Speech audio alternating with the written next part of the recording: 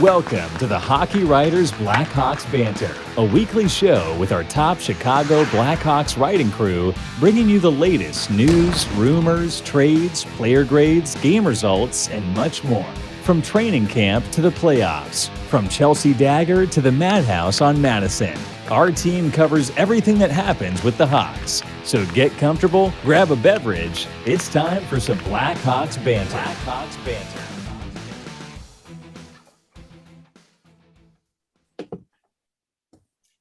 Hello, hockey fans, and welcome to Blackhawks Banter, our weekly show that is brought to you by the Hockey Writers.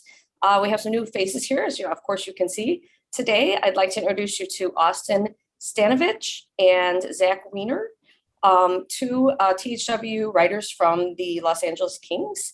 So we thought it'd be really fun to have these two on since we just played the Kings last week. And we meet them again this week. As you know, we lost 5-2, by the way, to them last week, but I guess we won't hold it against them. So how are you guys doing tonight, boys?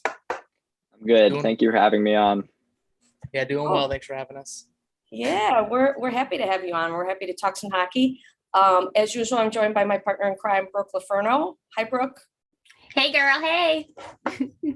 And I am your host tonight, Gail Kauchak. And let's get right into talking some hockey.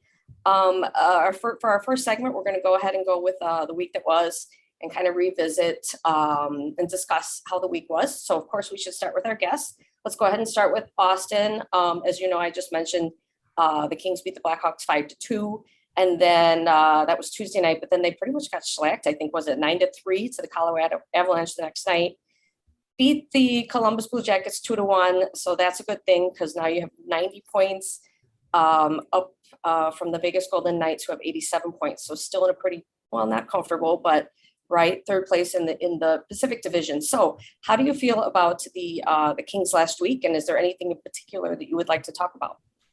Yeah, you know, the 9-3 loss obviously kind of makes that week look a little worse than it was. The way I look at it is don't even look at the score. Coming into that week, you said you're playing the Blackhawks, the Avs, and the Blue Jackets. You would expect and want 4 wins out of 3. You kind of know you're going to have a tough game against Colorado. So You never want to lose 9-3, but you take that as, hey, we were going to lose anyways. Does it really matter if it was 9-3 or 2-1? Not really at this point. Maybe the biggest thing that happened for the Kings last week was the Oilers beating the Golden Knights, because it gave the Kings a bit of breathing room, and it gives them kind of takes away that game in hand that Vegas had on them. And now you're looking forward. The Kings don't play another playoff team, and Vegas plays, I think, 2 more, and also the Stars, which is not going to be an easy game. They're also in the hunt. So I'm still feeling good about the last week. You throw that big loss out the window. Anything particular I want to talk about, it's the same thing. A lot of the same things we've been talking about all year with the Kings. That's still don't have a first-line right winger, which is killing them. Power play's terrible, and they're kind of living and dying by goaltending right now. I think the big difference between Tuesday night's win against Chicago and the 9-3 loss was that Jonathan Quick played well in Chicago.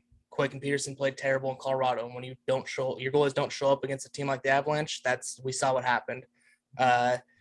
Against Chicago, the one that sticks out for me is, I think it was at 3-1. Patrick Kane gets a big chance. Quick makes a huge save. They come back down the ice about 30 seconds later, score, make it 4-1. If you don't get that save, 3-2, game's looking a little nervy. A young team might blow that lead. Now they're up 4-1. They can kind of go on cruise control for the rest of the night. So I think for things that are particular, the goaltending just needs to stay strong for the Kings. Well, can I just say something? That we got swept by the Avalanche this year. So you know what? I feel you. I feel the pain. It does hurt a lot.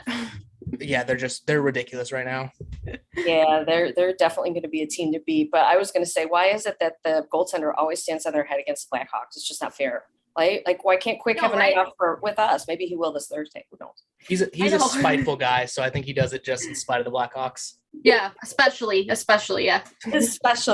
Yeah. Okay, well, let's hop over to Brooke here. I know that we just talked about that the Blackhawks were on the wrong side of that loss to the Kings, but then they won on Pat Foley retirement night, so that was fun. But then laid an egg against the Nashville Predators, 4-3 loss. And that probably shouldn't have even been that close. It was a pretty much dominated game by the Predators. So what would you like to discuss from last week with the Blackhawks? I don't know if I know it's like kind of what Austin was saying, how they kind of have to keep saying the same things about the Kings. It's also the same thing about the Blackhawks. I don't know. Is there much more to say? I mean, they won. Okay, that was good. I mean, good for them, I guess, even though they technically could have lost that. Yeah, they technically could have lost that game too, actually, to be honest. But you know what? The effort this week was just, it was awful. I don't know. It was almost like want to pull your hair out effort. It was so boring. I swear, I think those were some of the most boringest games. Nashville, they did make it interesting, so that was pretty close. But LA and San Jose, holy heck, I don't know. That was just some bad hockey that we had to watch this week, and that was really not fun. And to be honest, I'm not looking forward to facing the Sharks again because, like I said, that was just really bad hockey on both sides. But like I said, they got a win. I'm happy for at least one win, and I'm glad it came on Pat Foley night because to send them off with a loss would have honestly been really frustrating. So I'm glad they got that. But overall, another frustrating week. The effort just wasn't there, and it's really just getting really just, I don't know, tiresome to watch the same effort over and over again with the same results. It's like insanity, doing the same things over and over and expecting a different result, and there usually isn't. So it's frustrating for sure. Well, we won't have to watch them for that much longer. It's almost over. We're so close. The Kings might not be saying that, right? It sounds like you guys are playoff bound. So let's go ahead and turn to Zack here. What stood out to you from the Kings' most recent games this past week? Yeah, overall, I was honestly really impressed by the Kings over the past 3 games specifically. Starting with that one in Chicago, they dominated the game as far as shots go, and they scored 5 goals, which was really great to see because at times this year they've struggled with scoring, so that was really good. And then moving into Colorado, obviously it can be sort of tough to take any positives out of a 9-3 loss, but I really do think there were some impressive things from that game. First off, you have to look at the schedule. The Kings played the night before in Chicago, whereas the Avalanche had a full 3 days off before coming into that game. So I think that's something important to take a look at. And it also, the Avalanche have the best home record in the league, so definitely not an easy building to go into, especially after playing the night before. And then sort of a no quit attitude from the Kings. Even after the Avalanche scored 4 in the first, they came back with 2 quick goals. And that's something we've seen all year from the Kings, just not stopping during a game, even if things aren't going their way. Obviously, it didn't end up working out in the end, but they were able to make it interesting, at least for a little bit, to start the second. And then they very much skated with the best team in the league. The shots were still 35-32, which I think is pretty impressive for a 9-3 loss. So it was a tough one in net for the Kings that night, but they still were able to skate with them, which was pretty impressive. And then again, when they go to Columbus, that's another dominant effort like the one we saw in Chicago. Probably a closer game than it should have been with the 2-1 final score. The shots were 38-22. And then you look at expected goals. The Kings had 5.33 expected goals in the night, only came out with 2, but you can see how much of a dominant effort it really was. And then they have some players that just continue to impress. The trio of Moore, Deneau, Arvidsson has been good, and they continue to be really good. Blake Lizotte, coming back from injury, has had 4 points in his last 3 games, so that's really great to see. Dustin Brown scoring a little bit lately. And then Jordan Spence has been really impressive with Doughty out. He's definitely filling in really well. So just a lot of positives coming out of the last week for sure. Can confirm that the null line is very good. Can't confirm. I know, right? We're jealous that you guys have him, but yeah, we don't need to dwell on that. I was going to ask, the Avalanche game, was that in Colorado or was that in LA? Yeah, that one was in Colorado.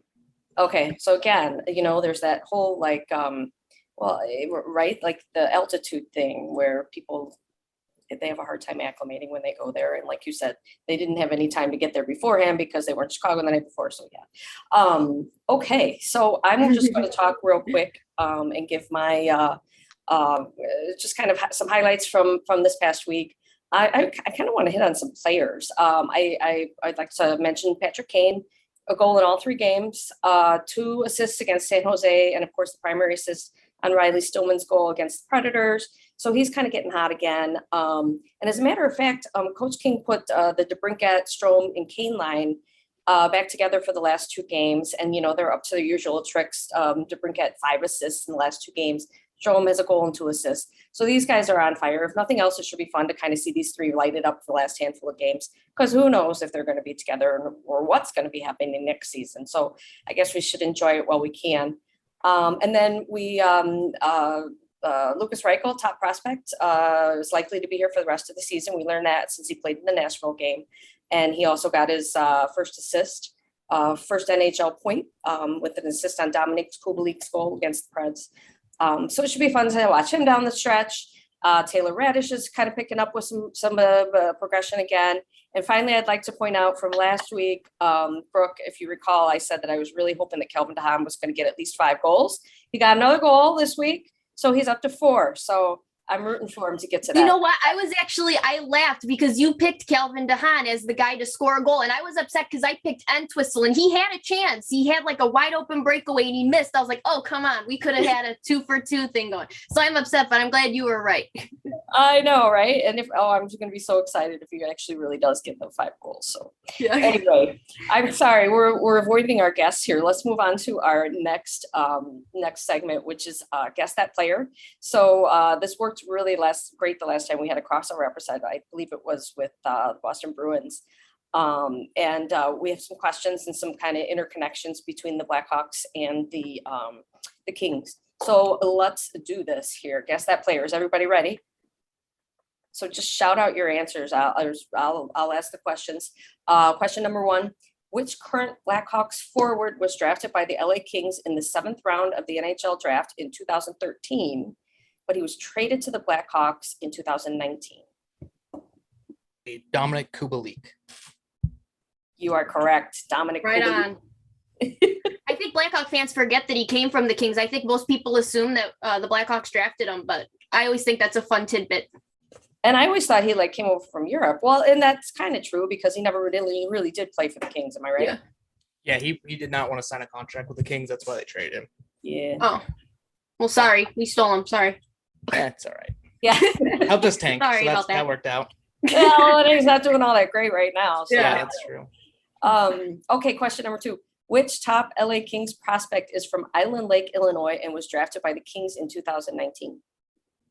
I have Alex Turcotte on this one, played the last couple of seasons with the Ontario Reign. Yes. Alex Turcotte. I did not know that one. All right. Do you know what? I actually wanted the Blackhawks to draft him at 3. I think Kirby Dach was kind of a pick. I don't think a lot of people the Blackhawks were expecting to pick, and I kind of wanted Turcotte, not because he was a Chicago native, but because he was considered one of the best goal scorers in that draft. So I thought that was an interesting parallel too. And then he fell to the Kings. So yeah, I know that there was so many people that that was so up in the air really after 1 and 2 for that draft. Yeah, it was. Yeah. For sure. He'll probably All be right. good for you guys. Moving on. Question number 3.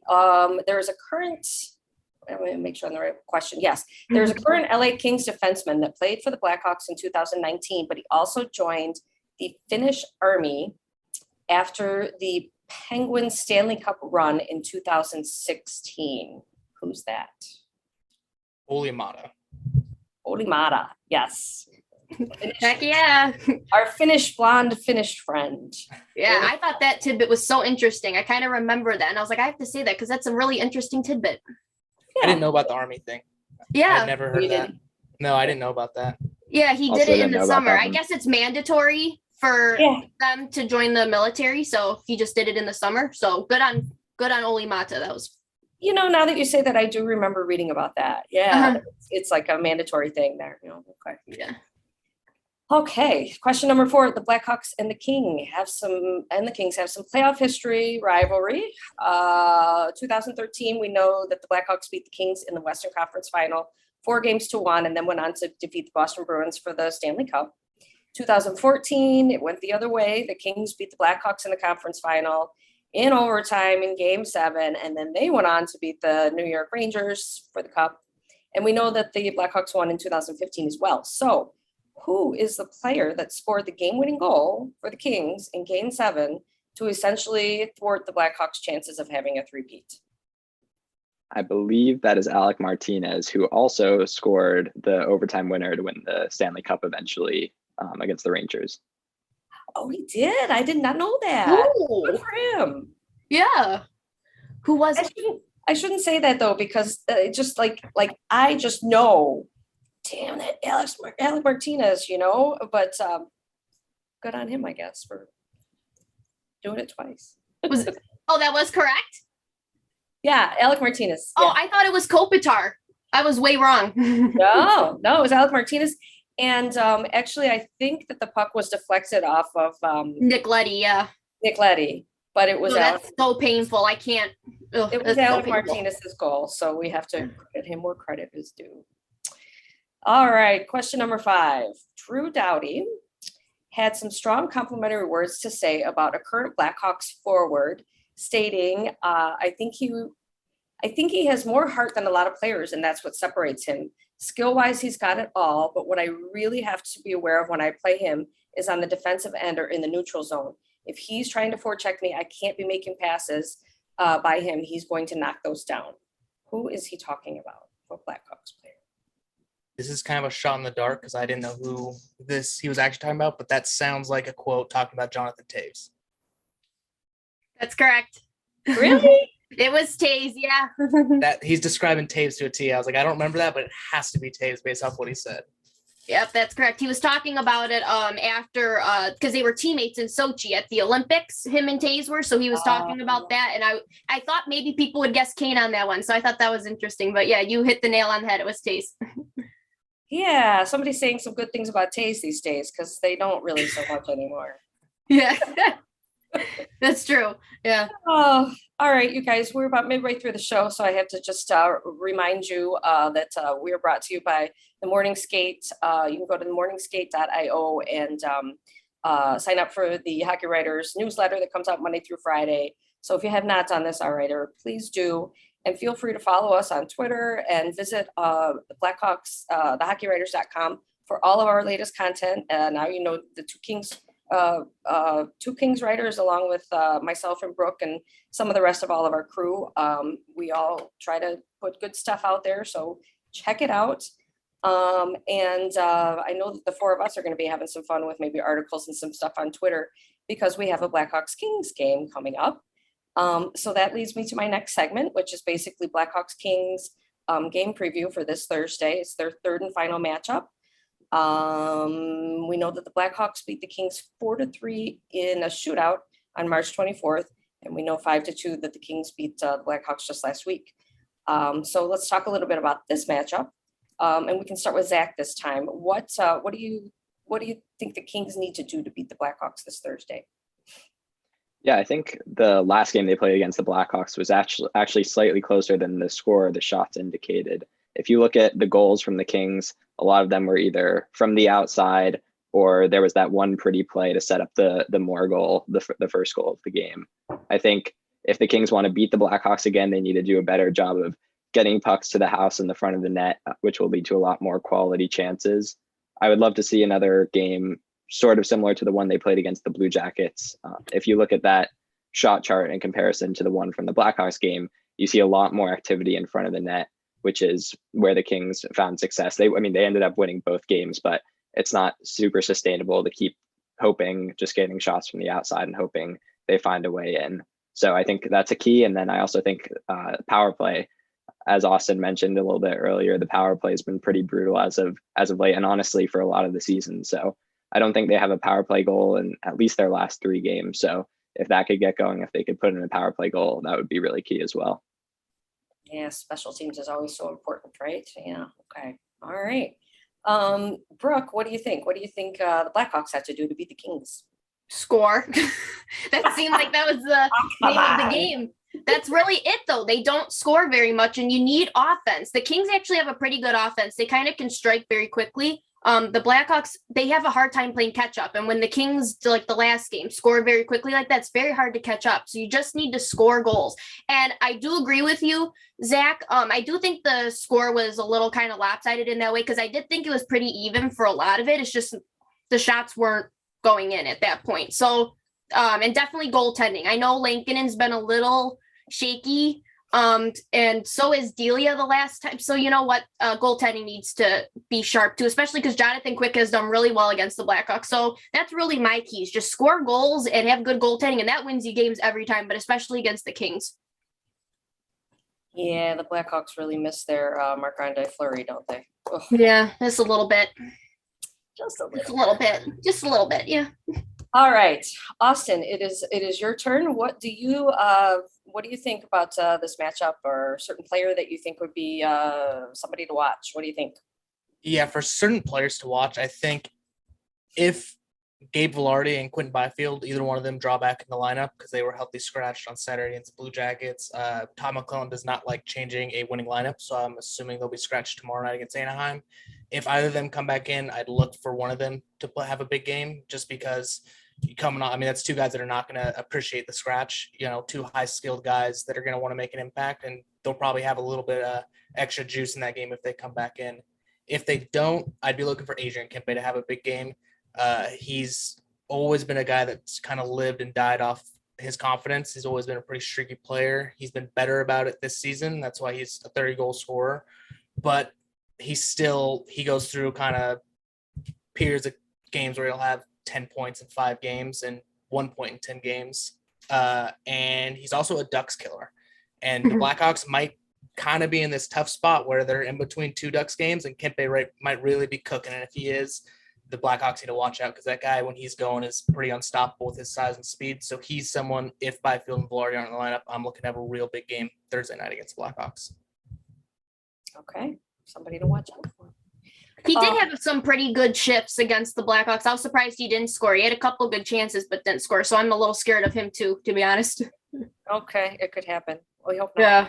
Well, you guys put it out in the universe, so hopefully jinx. All right. Well, I think I'm going to say my player to watch for the Blackhawks. I mentioned it above, Patrick Kane. I think he's been hot lately. Goal in each of the previous 2 matchups against the Kings. And I think he's using this rebuilding and all this, all this losing to kind of like put a chip on his shoulder to kind of have his own personal good end to the season. So I watch for Patrick Kane. And then I think I'm going to just expand a little bit about what you were saying, Brooke, is just to shoot the puck more. The last game against these 2 opponents, the Kings and the Blackhawks, the shots were 36-20 for the Kings. And if you notice on Saturday night against the Predators, the Blackhawks just started shooting at every opportunity they could during crunch time. And, at the end of the game, and they did generate some good quality chances. Obviously, good things always happen when you shoot the puck. And it's just having that mindset. And Coach King has been talking to them about trying to shoot the puck more. So hopefully they can carry that over, and that will lead to good things against the Kings. Get the puck to net and things happen. Yes, exactly. It's a simple All right. game. Well, we are going to end with our final segment, which is our shootout round. For those of you that watch, I know that this is just where we have some quick fire questions that we're going to throw out to the crew here. So let's start with question number 1. Kings upcoming week. You guys mentioned it. They're playing the Anaheim Ducks Tuesday, the Blackhawks this Thursday, and then the Ducks again on Saturday. So how many points do you think they'll come out from these 3 games, Austin?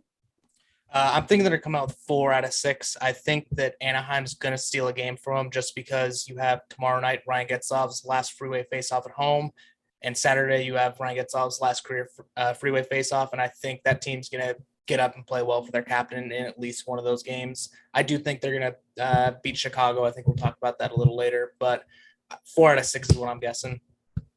Okay, that's pretty good. How about you? Would you agree with that, Zach, or what do you say? Yeah, not just because I want it to happen, but I do think they're more than capable of a sweep here. I'm going to say all 6 they'll take. I think for a team that is pushing for the playoffs, they haven't made the playoffs in a while. The veterans are hungry to get back at it. I honestly think they're going to go at these games with everything that they have, and not the strongest teams. I think, honestly, they can take all 6. Oh, boy. That is being very positive. I like it. Okay, well, now it's mine and Brooke's turn. Blackhawks this upcoming week have the Arizona Coyotes on Wednesday, the Kings on Thursday, San Jose Sharks on Saturday. How many points, Brooke? I don't know. I feel like, I'll go positive since Zach and Austin were pretty positive. They can't keep losing to the Coyotes. So I have to think that they'll win that. And I do think that they'll win against San Jose. So I'm going to say 4. The Kings I'm a little weary about, but those 2, they should win. Let's put it that way. They should win against the Sharks and the Coyotes. I would like to say that I think that they should and could win all three of these games, but I'm not counting on it. Blackhawks. So I'm going to agree with you and say I think 4. So I think that's actually positive because Yeah. the heck knows, it could be 2 or nothing. So Yeah, look at 1. Watch, look at 1 point because we are so positive and we just said that. yeah. All right. Question number 3 in the shootout round. 90 points for the Kings. Vegas Golden Knights only have 87 points. This puts the Kings at 3rd place in the Pacific Division. Do you think they're going to make it in, Austin? I do think they're going to make it in. Like I mentioned earlier, they have a much easier schedule than the Golden Knights, and they can win. If they win 4 out of their last 5, they're going to have 8 points. They're going to get 8 points out of that, finish season on 98 points. I don't see Vegas collecting 11 points out of these last 6 games. I think that St. Louis game, that Dallas game, and that Washington game are all going to be really tough. And to think they don't drop points in at least definitely one of those games, maybe even both those, 2 of those 3 games would be hopeful at best. So I think that the Kings kind of built up enough cushion. Like I said, the loss to Edmonton for Vegas really helped them out. And I think that they're going to be able to get across the line just about. All right. You say yes. Brooke, how about yourself? Yeah, I'm going to say yes too. Like Austin said, they seem, I don't know. Yeah, I think, yeah, they made a pretty good impression. And I think beating the Blackhawks, to be honest, was huge for them point-wise, unfortunately. Zack, are you saying that the LA Kings are in the playoffs? Yeah, I think they will make it. Like Austin said, 5 games left, not a single playoff team in those 5 games. The Golden Knights have 6 games, 3 of which are against likely playoff teams. So if they can stick to their game and take care of business against the bottom of the league, I think they'll be in. Okay, we have a sweep because I think they'll make the playoffs as well. And I would just like to take this opportunity to wish you guys luck. And I hope that you make a long playoff run because darn it, those things are fun and I miss them so much. So please enjoy. And we love Denal, so we want to see him do good. Yeah, exactly. Good point. I would like to see that happen as well. So, all right, we're almost done, guys. We got just a few more questions here. Let's see, where were we? Question number 4. Kings veteran forward Dustin Brown is an unrestricted free agent at the end of the season. Do you think that this is the end for the 37-year-old with the Kings, Brooke? I'm sorry, I don't know much about his situation with the Kings, but I will say yes, that is because it seems kind of like he maybe doesn't fit this rebuild at his age. Okay, that's a good answer for sure. Austin, what do you think? I think that's $1 million question right now that not many people are going to be able to give you a 100% answer on. There's a lot of factors that go into it. Does Dustin Brown want to come back? He's had a lot of injuries recently. He just came back from another one, but he looks really good since coming back from that last injury. Had you asked me before he got hurt against San Jose, I'd tell you the Kings should not re-sign him. But right now, the way he's playing, it looks like he might kind of earn himself a contract. And when Rob Blake has been asked about it in the past, he's been very adamant that Dustin Brown is still a huge part of this team, and he seems to very much want to bring him back. So it's kind of up in the air. I think it's all going to come down to if Dustin Brown wants to continue playing hockey, he will be on the Los Angeles Kings next season.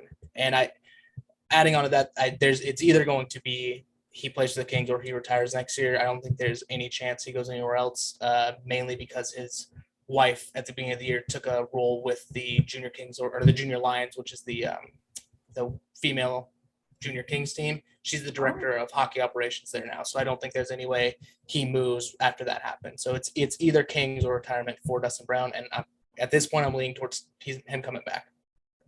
That's all very interesting. I did not know that. So thank you for sharing. And Zack, would you agree with that? I think it probably is his last season with the Kings. I think that, like we've seen this season, they have a ton of young players that are NHL ready and they're ready to get a roster spot. I think keeping Brown, well, it would be nice, and he's been with the Kings forever. It just takes a roster spot away from a young player that's ready to step into it. The only way I could see him sticking around is on a short-term deal, obviously a very significant cut in salary in a more limited role. But I do see a situation where he does come back, but I think probably not. The Blackhawks like taking players like that, so I could see him coming to the Blackhawks. I just remember it during the playoff series, not like in Dustin Brown. And, that's interesting that you both kind of get that perspective. I guess I'm the same way. I don't really know a whole lot about it, but I guess based upon what both of you said, sounds like it would have to be a really hometown discount for him to stay. So I think I will air on that he might be done. So, all right. Let's talk about another Blackhawks player, Phil Denault. 4 points in the last 2 meetings against the Blackhawks. He's been kicking it to the Blackhawks. So how many points do you think he might get Thursday night? And who do we have first here? Zack. He had a point in the game against Columbus, and he also had another one against Colorado. So I'm going to stick with the optimism. Let's keep it going. I think he'll get 2 more. Okay. How about you, Austin?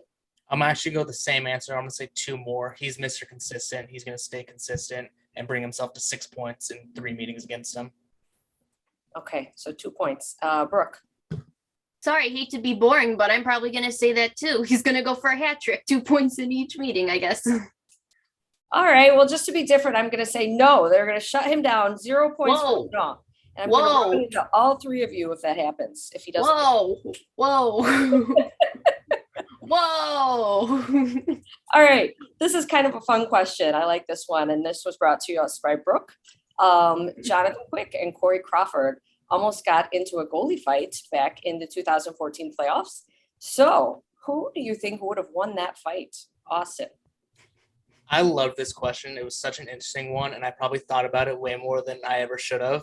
And it's because Jonathan Quick, through his entire career, I've watched so many of his games, is the ultimate all bark, no bite kind of guy. He loves getting into a scrum, and as soon as things kick off, he backs out and lets someone else jump in. So my first thought was he'd probably lose that fight, but then I started thinking about it more. I've talked to a lot of people that have seen Jonathan Quick in the gym and in practice and stuff, and from what I understand, he is the most athletic guy on the Kings by far and one of the strongest guys on the Kings by far. And when I got to think of that, I thought, well, maybe Quickie can take him. And I'm kind of going to stick with that answer. I've heard from a lot of people that especially his lower body is just like a power lifter down there. And it made me think of the fight Ilya Kovalchuk got in with Braden Shin, where he was just ragdolling him around. And I was like, maybe Quick has that in him. So I'm going to stick with Quickie. I'm going to go hometown guy here.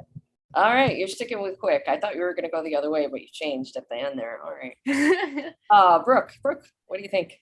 I don't know. When I thought about this, I immediately thought Quick because it seems like he keeps getting into any goalie scrum. He did the last time against the Kings, faced the Blackhawks too. He was in there with Kelvin DeHaan, but I think Corey Crawford kind of has a little bit of a feisty side that we didn't really get to see a whole lot of. He was usually kind of tame, but he had his moments of cross checks and stuff. I think he could probably give Quick a ride. I'll go with Crawford. I think that'd be a very interesting fight for sure, though. All right, you're going with Crawford. How about you, Zack? I actually went with the numbers approach here. So Quick has the weight advantage, but Crawford does have 1 inch on him. So it's sort of split there. So I was thinking Quick has incredible agility. So I think that more than makes up for the 1 inch difference. So I'm going to agree with Austin and go with Quick on this one. That's so funny because I actually looked it up too. I'm like, how much do they both weigh and how tall are they? But I'm telling you, I would not bet against Crawford because he is a little cuckoo. Well, your goal, you have to be cuckoo. But and besides, I think he might have been the instigator with the whole thing too. So yeah, we're all gonna pick our hometown guy. I guess I'm going with Crawford. So. All right, that was a fun one. I love how we looked so into this and researched so into it like it was going to happen, but it needed to happen. I completely forgot about that. That was kind of a fun little storyline there. Okay, final shootout question. And of course, we got to give some predictions. So who wins the Blackhawks Kings game and what is the final score? And we'll start with Brooke. Because the Blackhawks keep giving up 4 goals, it seems like that's the thing lately. I'm going to say... Okay, I have to go with the Kings here. I just don't trust the Blackhawks. So it's going to be 4, maybe 4-3 again. That seems pretty standard. So I'll go with that. I think it'll be close. 4-3 for the Kings. Yeah, 4-3 for the Kings, yeah. All right. How about you, Austin? I'm also going Kings score 4 goals, but I'm thinking they hold Chicago to just 1 goal. I think they're going to really be up for this game because they really need a win. So I'm saying 4-1 Kings with that 4th goal being an empty netter. Oh, okay. I hope you're wrong, man. Yeah. I want to see the Blackhawks get more than 1 goal. Okay, Zack, what do you think? I actually have a very similar prediction. I said 4-2 Kings, including an empty netter. I think it's going to be 3-2 for a while. They're going to grind it out, and they're going to put home the empty netter for a final score of 4-2. That's kind of funny because I thought, okay, it's going to be a close one, and I chose that it was going to be 3-2, but Blackhawks. And more than likely that would involve, like going to overtime or a shootout. And if that happens, I could see Alex DeBrincat being some way, shape, part of that game-winning goal. So we will see, you guys. We'll see who's right, or if any of us are right. But obviously, one of us or a couple of us will be right in who actually wins the game. So that is a wrap for today's show. And I just really want to thank you, Austin and Zack, for coming on tonight. This was a ball. We had tons of fun. And thank you. So thank you for joining us, Brooke. Thank you for being here. And thank you to everyone out there that, that continues to watch and listen to us. Don't forget morningskate.io. And that's it. We'll see you guys here next week.